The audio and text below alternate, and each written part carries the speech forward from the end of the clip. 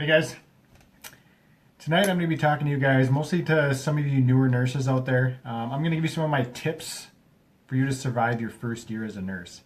Now, if you guys don't know who I am, my name is Jason Rozinka. I've been a nurse for the past 20 plus years, so you may say that it's been a while since I was a new nurse. That's true, but I still remember my orientation. I remember it was terrifying. It's scary.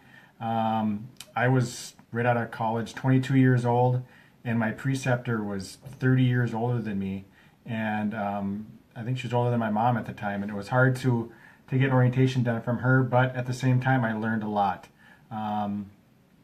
Within the last year I've gotten a new job, so I've kind of the same job I've had for the past 20 years, and being on the other side of things, it kind of brought things back on how I could give you guys some tips on to survive that first year as a nurse, because there's lots to learn. For the first of all, school teaches you to pass your NCLEX. That's all it does. The first year as a nurse teaches you how to be a nurse. Now, school does not teach that. It's hard to teach that, and you'll realize that quickly when you get started. Like I said, I've trained a lot of nurses, and this is my advice I have. First of all, number one is to ask questions and don't be cocky. You may think, some people think that they know too much coming out of school, and you're going to learn a lot, like I said, within that first year. So ask a lot of questions, be humble. Otherwise, the preceptor is going to think that you know it if you don't ask questions. They're just going to assume that you know it, and that's when you get yourself into trouble. You can make a bad mistake, you can make a bad med error, you can harm a patient. Just ask a lot of questions. If you don't know it, ask somebody that knows the answer. Number two, respect your elders. I guess that's me now. But we like to have questions asked to us. We like people to look up to us and ask us questions because we have been there for a while. We've been doing it. We know it.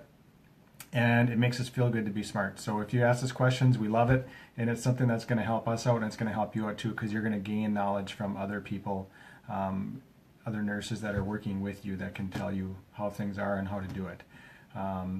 It's going to save you a lot of time too. Number three is thorough charting. I hate charting. I hate it. Lots of people hate it, but it's a fact of life. It's what we as nurses do. It's part of our job, and if you didn't chart it, it didn't happen.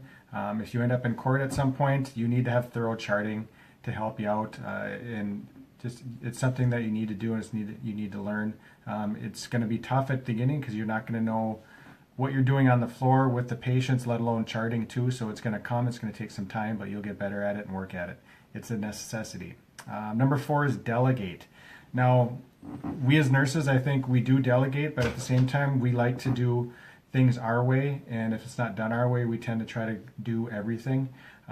You've got a team working with you. You've got aides, you have LPNs and RNs, and you have techs, you have chaplains, you have all kinds of people, environmental services, wound care. You've got all kinds of services that can help you out, so your job doesn't have to be as difficult as it is. So delegate, delegate, delegate.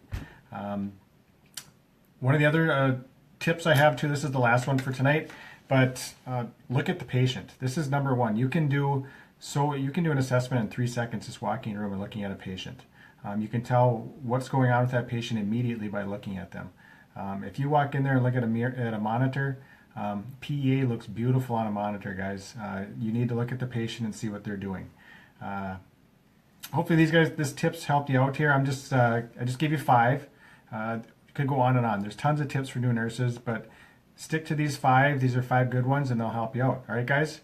I will have a blog post posted below this video, and I'll give you some bonus tips that you can kind of go through and look at, another 5 bonus tips or so. If you like this video, like, comment, subscribe, and or share. All right, guys? Take care. Peace. Have fun. Ask questions.